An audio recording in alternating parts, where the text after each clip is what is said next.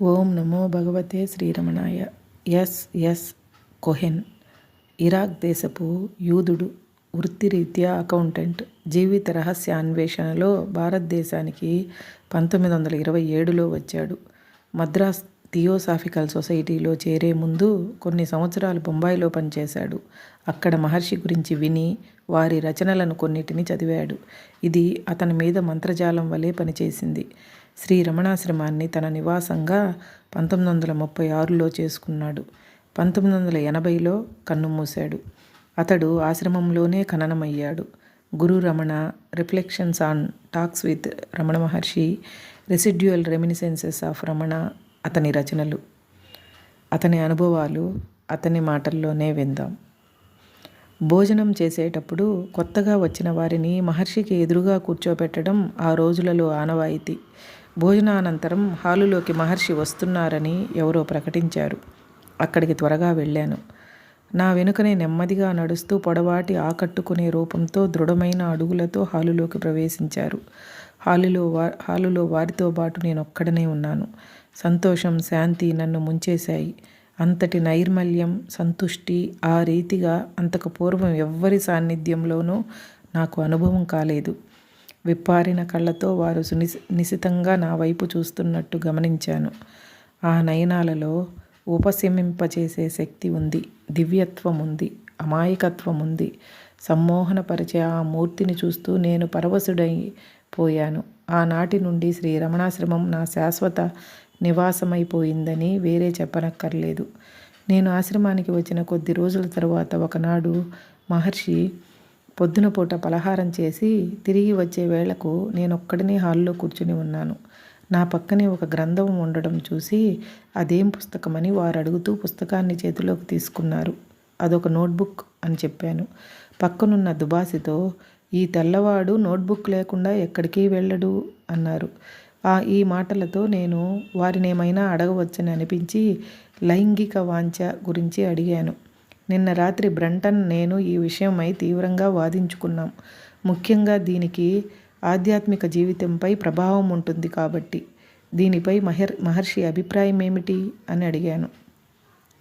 కాసేపు మౌనం వహించారు వారు. ఆ తర్వాత సాధనకి సంబంధించినంత వరకు బ్రహ్మచర్యం అంటే బ్రహ్మంలో ఉండటం అన్నారు. ఆ మాటలను ఎట్లా కావాలంటే అట్లా అర్థం చేసుకోవచ్చని నాకే విడిచేశారు. మార్చి 1936లో ఆశ్రమ సమీపంలో ఒక చిన్న గుడిసెని వేసుకున్నాను. అక్కడ ఎక్కువసేపు ఉండేవాణ్ణి కాను. ఎప్పుడూ గురువు మీదే ధ్యాస ఉండేది. పగులు రాత్రిలో కొంత భాగం మహర్షి హాలులోనే కూర్చునేవాణ్ణి. అట్లా కూర్చుని భక్తులు భగవాన్ని అడిగే ప్రశ్నలను, వాటికి వారి సమాధానాలను వింటుండేవాణ్ణి. పాశ్చాత్యులు కానీ ఉత్తర భారతీయులు కానీ వేసే ప్రశ్నలు, సమాధానాలు ఇంగ్లీష్లోకి తర్జుమా అవుతుండేవి. సంభాషణలో వలెనే మౌనంలో కూడా వారి ప్రభావం ఎల్లడలా వ్యాపించేది. చిత్తశుద్ధి గల సాధకులకు శ్రీ భగవాన్ గాఢాంధకారంలో ఒక దీపస్తంభం వంటి వారు, ఒక శాంతి నిలయం వంటి వారును. గురువులలో అతి ఉదారులు వారు. భక్తుల జీవితాలని నియంత్రించాలని కానీ, ఏదో ఒక విధమైన క్రమశిక్షణను పాటించేటట్టు చేయాలని కానీ వారెన్నడూ అనుకోలేదు. వారు ఏ నియమావళి లేకుండా పరమపదం చేరారు కదా. భక్తులు తమ జీవితాలను వారి ఇష్టం వచ్చినట్టు మలుచుకోవాలని విడిచేవారు. వారిచ్చిన ఈ భౌతిక స్వేచ్ఛ నేను ఆ ఆశ్రమంలో ఉన్న మొదటి రోజులలో నాకెంతో ఉపకరించింది. కొత్త జీవితంలో ఉన్న ఇబ్బందులను దాటగలిగాను. 1936-38 సంవత్సరాలు ఆనందమయాలు. శ్రీ భగవాన్ సోఫా చుట్టూ చేరేవాళ్ళం. తండ్రితో మాట్లాడినట్టు ఏ దాపరికం లేకుండా స్వేచ్ఛగా వారికి మా కష్టాలు చెప్పుకునేవాళ్ళం. శ్రీ భగవాన్ మాకెన్నో కథలు చెప్పేవారు. భక్తి భరితమైన కథలను చెప్పేటప్పుడు కానీ, మానవ దుఃఖాన్ని వివరించే కథలు చెప్పేటప్పుడు కానీ ఆపుకుందామన్నా ఆపుకోలేక కన్నీళ్లు కార్చేవారు. కొన్ని కథలు చిరస్మరణీయాలు. ఉదాహరణకి కబీర్ కథ. కబీర్కి సిద్ధులుండేవి. ఆయన చేనేత పని చేసేవాడు. కబీర్ తన మగ్గం వద్ద పని చేసుకుంటుండగా ఒకనాడు భక్తుడొకడు హడావుడిగా పరుగున వచ్చి, అయ్యా, బయట ఒక గారడీవాడున్నాడు. అతను తన కర్రను గాలిలో నిలబెడతాడు. దానిని చూడడానికి చాలామంది వచ్చి మూగుతున్నారు అన్నాడు. కబీర్కి ఈ మాయాజాలం అంటే విముఖత ఉండేది. ఆ గారడీ చేసేవాడిని నిరుత్సాహపరిచి సిగ్గుపడేట్టు చేయాలని అనిపించి బయటకు వెళ్ళి తన చేతిలో ఉన్న దారపు ఉండను గాలిలోకి విసిరేశాడు. అది ఎగిరింది. దారమంతా ఊడిపోయింది. కానీ ఆ దారం నిటారుగా నిలబడిపోయింది. అక్కడ గుమికూడిన జనం, ఆ గారడీవాడు కూడా ఆశ్చర్యపోతూ నిలబడిపోయారు. ఈ కథను చెప్పేటప్పుడు కబీరు దారపు బంతిని పైకి ఎగరవేసిన భంగిమను, ప్రేక్షకుల విస్మయాన్ని శ్రీ భగవాన్ నాటకీయంగా చూపారు. మరొక పర్యాయం ఒక వైష్ణవ భక్తుడు రాసిన "నన్ను నీ బాహువులలోకి తీసుకో ప్రభు" అనే వాక్యాన్ని అప్పగించారు. ఈ ఘట్టాన్ని వివరించేటప్పుడు శ్రీ భగవాన్ తన బాహువులను రెండింటినీ తమ ఎదుట దగ్గరకు కౌగిలిలో వలె చేర్చగా వారి నేత్రాలు భక్తితో వెలిగిపోయాయి. వారి స్వరం గద్గదమైంది. దానిని ఆపుకుందామన్నా అనుకున్నారే గాని మేము గమనించగలిగాం. గురువెప్పుడూ శిష్యుడిని గమనిస్తూనే ఉంటారన్న భావం నాలో నాటుకుపోయింది. కానీ శ్రీ భగవాన్ అట్లా ఏమి చేయరని నేను గ్రహించాను. వారు మూర్తీభవించిన పరమ వైరాగ్యం. వారెంతో దూరంగా ఉన్నట్టుండేవారు. మొదటి రోజులలో అదంతా వారి నిర్లక్ష్య వైఖరి అనుకునేవాణ్ణి. కానీ ఏళ్లు గడిచిన కొద్దీ ఆ అనాసక్తత శక్తివంతమైనదని గ్రహించాను. నిర్మలం చేయటంలో, పరివర్తింపచేయటంలో, శిష్యుని చైతన్యాన్ని పక్వం చేయటంలో, వీటన్నిటిలో గురువు ప్రత్యక్ష జోక్యం కన్నా అది ఎక్కువ శక్తిమంతం. వైరాగ్యము, ప్రపత్తి సాధనకి మూలస్తంభాలు. మహర్షి విషయంలో అవి పరిపూర్ణం. భ్రాంతులైన భక్తులు ఎట్లాగైనా వారికి దగ్గరవ్వాలని ప్రయత్నించేవారు. కానీ శ్రీ భగవాన్ ఎప్పుడూ తటస్థంగానే ఉండేవారు. వైరాగ్యమే లేకపోతే గురువు పక్షపాత వైఖరిని కానీ విచక్షణని కానీ అవలంబించవచ్చు. వారు ఆధ్యాత్మిక సంబంధమైన ప్రశ్నలకు సమాధానం ఎప్పుడూ ఇచ్చేవారు. కానీ వారు ఎవ్వరికీ స్వయంగా ఆత్మసాక్షాత్కారాన్ని కలిగించలేదు. ఈ విషయాన్ని వారి సన్నిధిలో ఉన్న 14 ఏళ్లలో నేను గమనించాను. పొద్దున్నే గిరి ప్రదక్షిణకు వెళ్ళేవాణ్ణి. అది 3 గంటలు పట్టేది. ఈ ప్రదక్షిణకి కూడా కొన్ని ప్రత్యేకమైన ఫలితాలుండేవి. తెల్లవారుజామున నడుస్తూ ధ్యానంలో ఉండేవాణ్ణి. ఈ అలవాటుని కావాలనే చేసుకున్నాను. ఈ ప్రదక్షిణ సమయంలో గతం గురించి వెనక్కి చూడకూడదన్న నియమాన్ని అవలంబించాను. ఇది నాకెంతో లాభదాయకమైంది. గత స్మృతులు ఏవి నా ప్రశాంతతను భంగపరచనిచ్చేవాణ్ణి కాను. ఎప్పుడైనా ఏ జ్ఞాపకమైనా చోటు చేసుకోబోతే వెంటనే నా దృష్టిని నా అడుగుల సవ్వడి వైపు మళ్ళీ మనసు ప్రశాంతమయ్యే వరకు మరల్చేవాణ్ణి. గిరి ప్రదక్షిణలో చివరి భాగంలో కలిగే అలుపు వల్ల మనసు తానంతట తానే విశ్రాంతి కొనేది. గత స్మృతులు కలిగించే అల్లకల్లోలం విషయంలో సాధకులు ఎంతో జాగ్రత్తగా ఉండాలి.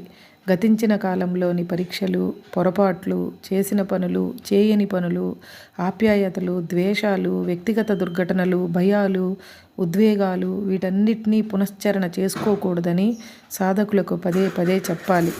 అన్నీ మట్టిలో కలిసిపోయేవే, అన్నీ తాత్కాలికాలే. వీడవనుకునే బంధాలు, సంపద, ఖ్యాతి ఇవన్నీ తాత్కాలికాలే. వీటి గురించి ఒక్క క్షణం కూడా చింతించడం దండగా. స్వరూప స్థితిలో ఉనికి తప్ప మరేదీ శాశ్వతం కాదు. ఏదీ మార్పు చెందకుండా ఉండదు. 3 సంవత్సరాలు దొర్లిపోయాయి. ఇంచుమించు ప్రతిరోజు సద్గురువు నా కుటీరం పక్కనే వెళ్తుండేవారు. తరచూ మిట్ట మధ్యాహ్నపు ఎండలో వచ్చి నా వరండాలో 2-3 నిమిషాలు విశ్రమించేవారు. వారక్కడికి వచ్చే వేళకి వారికి ఏ ఇబ్బంది కలిగించకూడదని ఎక్కడికైనా వెళ్ళిపోయేవాణ్ణి. ఒకనాడు తెలివి తక్కువగా వారు విశ్రమించడానికే ఒక కుర్చీని వరండాలో పెట్టాను. అప్పటి నుండి వారు మా వరండాలో విశ్రమించడం మానేశారు. వారంటే మనకి ఎంతటి ఆరాధనాభావమో వారికి తెలుసు. అయినా తమ వల్ల మనకి ఏమాత్రం ఇబ్బంది కలగకూడదనుకునేవారు. మనకే కాదు, ఎవ్వరికీ ఇబ్బంది కలగకూడదనే వారి భావం. ప్రతిరోజు వారు వస్తారనే నమ్మకంతో వారి కోసం కుర్చీని ఉంచానని, అది నా విశ్రాంతికి భంగం కలిగించిందేమోనని భావించి వారు బహిష్కరించారు. ఇటువంటి విషయాన్ని మేజర్ చాడ్విక్ తన శ్రీ రమణ మహర్షి గురించి ఒక సాధువు స్మృతులు అనే గ్రంథంలో ఇట్లా వ్రాశారు. 1931-36 ప్రాంతాలలో నేను ఆశ్రమ ఉగ్రాణం పక్కనే ఉన్న ఒక పెద్ద గదిలో ఉండేవాణ్ణి. అక్కడ ఉండగా శ్రీ భగవాన్ గదిలోకి తరచూ వచ్చేవారు. అనుకోకుండా వచ్చినప్పుడల్లా శ్రీ భగవాన్ నా పనికి ఏమీ అంతరాయం కలిగించుకోవద్దని, చేసే పనిని కొనసాగించమని చెప్పేవారు. నేను అట్లాగే చేసేవాణ్ణి. ఇట్లా చేసుకోవడం శ్రీ భగవాన్ పట్ల అగౌరవం అని భారతీయ భక్తులు అనుకునేవారని ఇప్పుడు గ్రహించాను. కానీ నేను అట్లా చేసుకోవడం కూడా మంచికే అయ్యింది. శ్రీ భగవాన్ కొరకై ఎవరైనా ఏమైనా చేయడానికై తమ తమ పనులకు అంతరాయం కలిగించుకున్నట్టు ఏమాత్రం కనపడినా ఇక అప్పటి నుండి రావటం మానుకునేవారు. కానీ మన పని మనం చేసుకుంటుంటే వారే ఒక కుర్చీని తీసుకుని కూర్చుని మాట్లాడేవారు. అది అతి సహజంగా. నేనెంత అదృష్టవంతుడినో నాకు తెలిసి రాలేదు, కానీ వారట్లా రావడం నాకెంతో బాగుండేది. ఆశ్రమంలో 3 సంవత్సరాలున్న తర్వాత దక్షిణ దేశ యాత్ర చేయటానికి శ్రీ భగవాన్ అనుమతిని పొందాను. వారు చిరునవ్వుతో తన ఆమోదాన్ని తెలియజేస్తూ నేనెప్పుడు బయలుదేరేది కనుక్కున్నారు. అట్లాగే నేను దర్శించే ప్రదేశాలలో బసకై ఏర్పాట్లు చేసుకున్నావా అని కూడా అడిగారు. వారి శ్రద్ధకు ఎంతో పులకించిపోయి నేను ఒక సాధువు వలె ఏమి జరిగితే అదే జరుగుతుందన్న నమ్మకంతో ప్రయాణం అవుతున్నానని చెప్పాను. తీరుబాటుగా చేసిన దక్షిణ భారత యాత్రలో దేవాలయాలను దర్శించాను. నా ఆధ్యాత్మిక భావాలను అనుసరించి ఆయా ప్రదేశాలలో ఎక్కువ రోజులు వాడిని. ఎక్కడికి వెళ్ళినా నన్ను ఆదరించేవారు. నేను ఎక్కడికి వెళ్ళినా శ్రీ భగవాన్ పేరు నాకు గొప్ప అండగా నిలిచింది. ముఖ్యంగా నేను భారతీయ వస్త్రధారణని 1936 నుండే ప్రారంభించడం వల్ల ఎక్కడికి వెళ్ళినా బ్రాహ్మణ వీధులలో బ్రాహ్మణ భోజనాన్ని చేస్తుండేవాడిని. కాళ్లకు చెప్పులు వేసుకునేవాడిని కాను. బ్రాహ్మణులు స్నానం చేసే తటాకాలలో స్నానం చేసేవాడిని. ఆలయాలలో సాయంత్రం పూట జరిగే పూజలను దర్శించేవాడిని. ఒంటి నిండా విభూది రాసుకునేవాడిని. ఆ యాత్రా దినాలలో శ్రీ భగవాన్ మౌనం గురించి, ప్రశాంతత గురించి ఆలోచిస్తుండేవాడిని. వారి మానసిక మౌనం నేనెక్కడికి వెళ్ళినా నా వెంటనే ఉండేది. నా అంతరాంతరాలలో వారి ప్రభావం కనబడేది. ఓ భగవాన్, మీరెంత శక్తిమంతులు! నిర్మలమైన మీ మనస్సు ఎంత గంభీరం, ఎంత సర్వవ్యాప్తం! అనన్యమైన మీ లక్షణాలను, మీ మృదుత్వాన్ని, ప్రసన్న సుందరమైన మీ వదనాన్ని, చల్లని మీ దరహాసాలని, మధురమైన వాక్కులని, అన్నిటి పట్ల మీ ప్రేమ యొక్క తేజస్సుని, మానవుల పట్లే కాక జంతువుల పట్ల కూడా కనపరిచే మీ సమదృష్టిని, వీటన్నిటినీ గురించి మీ భక్తులమైన మేము ఎంత కోమలత్వంతో తలుచుకుంటామో అనుకునేవాణ్ణి. సర్వ ప్రపంచాన్ని విడిచిపెట్టి ఆధ్యాత్మిక పథాన పయనించే నిజాయితీపరులైన సాధకులకు శ్రీ భగవాన్ ప్రభావం ప్రగాఢం. అటువంటి వారు శ్రీ భగవాన్ సానుభూతిని ప్రేరేపిస్తారు. వారు మహత్తరమైన ఆధ్యాత్మిక శక్తితో ప్రతిస్పందిస్తారు. శ్రీ భగవాన్తో కాసేపు మాట్లాడిన తరువాత అప్పటి వరకు తాను సిద్ధులకై చేసే సాధనని విరమించి జ్ఞాన మార్గాన్ని అవలంబించానని ఒక సన్నిహిత మిత్రుడు నాకు చెప్పాడు. అతని మాటలలోనే చెప్పాలంటే శ్రీ భగవాన్ తను అనుభవించిందే మాట్లాడుతున్నారని గ్రహించాను. హాలులోకి ఇతర భక్తులు రాకపూర్వం వారితో ఏకాంతంగా మాట్లాడాలనుకున్నాను. ఉదయం 8 గంటల వేళ శ్రీ భగవాన్ హాలులోకి వచ్చి తమ స్థానంలో స్థిరపడక ముందే నేను వారి సోఫా దగ్గరకు వచ్చి నేల మీద కూర్చున్నాను. భక్తుల ఆధ్యాత్మిక సమస్యలను శ్రద్ధగా విని తమ సలహాలను ఇవ్వటం శ్రీ భగవానికి ప్రియమని నేను తెలుసుకున్నాను. ఈ విషయం వల్ల ప్రోత్సాహితుడనై నా మనసులోని ఆందోళనలను క్లుప్తంగా, సరళంగా ఇంగ్లీష్లో వారికి విన్నవించుకున్నాను. వారు ఆలకించి కాసేపు ఆగి అదే భాషలో సాలోచనగా నెమ్మదిగా, నీవు చెప్పింది నిజమే, పూర్వాభిప్రాయాలన్నీ పోవాలి, సత్యాన్ని గుర్తించడానికి అభ్యాసం ఒక్కటే మార్గం అన్నారు. వారి మాటలను అట్లా ఉంచినా నా ఆధ్యాత్మిక క్షుద్బాధను వారే తీర్చగలరని, వారికి అంకితమైపోవాలని నాకు వీడలేని ఉద్వేగం కలిగింది. నా ప్రారబ్ధం, నేను ఆ క్షణం నుండి శ్రీ భగవాన్ పవిత్ర హస్తాలలోకి శాశ్వతంగా వెళ్ళిపోయాం. ఆశ్రమంలో జీవితం ఎప్పుడూ నిబ్బరంగా ఉండేది, కానీ సందర్శకుల ప్రవాహం ఆట విడుపులాగా ఉండేది.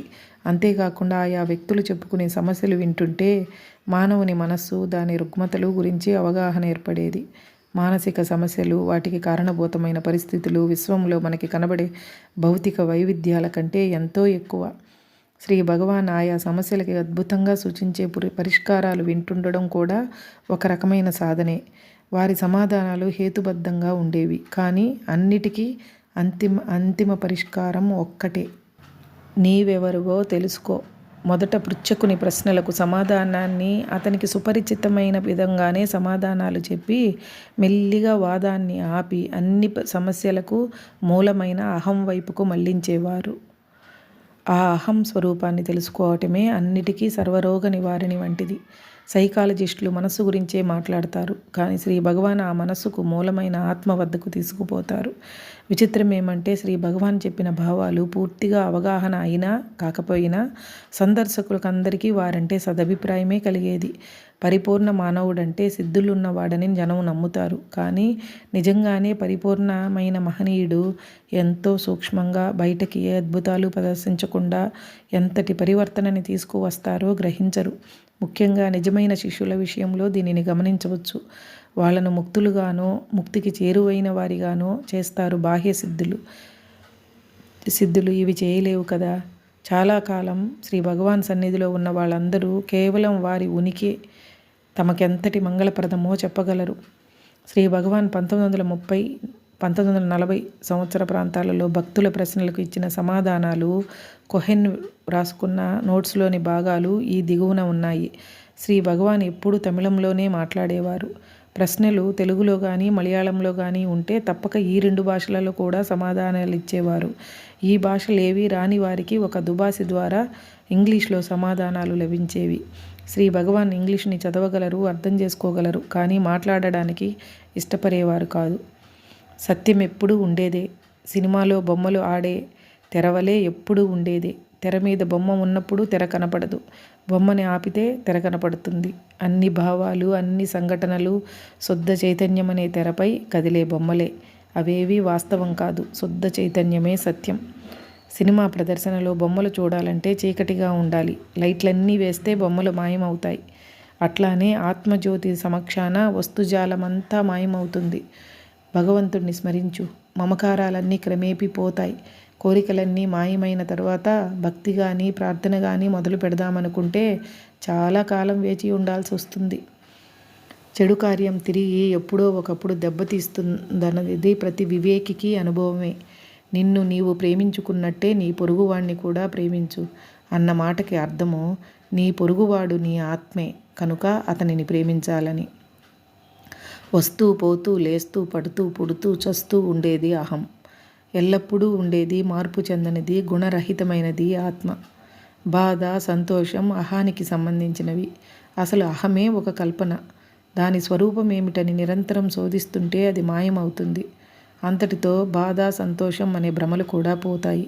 మిగిలేదల్లా ఆత్మే. అలవాట్ల వల్లే ఆలోచించడం అనివార్యమని అనుకుంటాం. కానీ విచారము, వివేకము ఈ భ్రమని ఛేదిస్తాయి. శ్రమ పడకుండా ఎవ్వరికీ విజయం లభించదు. తమ పట్టుదల వల్లనే ఎవరైనా విజయులవుతారు. బయటి వస్తుజాలానికి బాగా అలవాటు పడిపోయినందువల్ల మనకి ఆత్మజ్ఞానం లేకుండా పోయింది. ఆత్మని ఒక వస్తువుగా చేయలేం కదా. ఆత్మే మనం. అయినా ఆత్మని తెలుసుకోవటం ఎట్లాగని అడుగుతాం. గురువు అనవసరమని నేనెప్పుడూ అనలేదు. గురువు అంటే నీ ఉద్దేశం ఏమిటో దాని మీద ఆధారపడుతుంది అంతా. గురువు మానవ రూపాన్ని దాల్చనక్కరలేదు. దత్తాత్రేయునకు 24 మంది గురువులు తప్ప ఇంకెవ్వరూ మనలని ఈ మేధస్సు, ఇంద్రియ సంబంధిత విషయాలు కల అరణ్యం నుంచి బయటకు తీసుకువెళ్ళలేరు అని అంటాయి ఉపనిషత్తులు. నేను మాత్రం అరుణాచలం గురించి స్తోత్రాలు చెప్పలేదా? గురువే దైవం లేక ఆత్మ. ఏవో కోర్కెలు తీరటానికి మనిషి ఆదిలో భగవంతుణ్ణి ప్రార్థిస్తాడు. కానీ ఈ లౌకిక వాంఛల కోసమే కాక కేవలం భగవంతుని కొరకే ప్రార్థన చేసే సమయం ఎప్పుడో ఒకప్పుడు వస్తుంది. అతని ముందుకు ఏదో ఒక రూపంలో భగవంతుడు వస్తాడు. ఆ రూపం మనిషి రూపమైనా కావచ్చు, ఇంకో రూపమైనా కావచ్చు. భగవంతుడు అట్లా వచ్చి భక్తుని తన వైపు తిప్పుతాడు. ఆ భక్తుని ప్రార్థనకి సమాధానంగా, అతని అవసరాలకి అనుగుణంగా ధ్యానంలో మనస్సుని అదుపులో పెట్టడం కూడా ఉంది. అంతరాయం కలిగించే భావాలని గమనించటం అది. ఆరంభంలో ఈ అదుపులో పెట్టడానికి పడే శ్రమ ధ్యానం కంటే ఎక్కువగా ఉంటుంది. కానీ కొంతకాలానికి ధ్యానానిదే పైచేయి అది సుసాధ్యం అవుతుంది. జ్ఞానానికి స్థానం హృదయం. అది భౌతిక దేహంలో ఒక సూక్ష్మమైన రంధ్రం వలె ఉంటుంది. అదెప్పుడూ మూసే ఉంటుంది. కేవల నిర్వికల్ప సమాధిలో మనస్సు క్రిందికి జారినప్పుడు ఆ రంధ్రం తెరుచుకుంటుంది, కానీ మళ్ళీ మూసుకుంటుంది. సహజ సమాధి స్థితిలో ఎప్పుడూ తెరుచుకునే ఉంటుంది. వీటిలో మొదటిది నీటిలో బొక్కెన మునగటం వంటిది. దానిని ఎప్పుడైనా పైకి తీయవచ్చు. రెండవది సముద్రంలో కలిసిపోయిన నది వంటిది. దానికి తిరిగి రావటం అంటూ ఏమీ లేదు. హరే రమణ.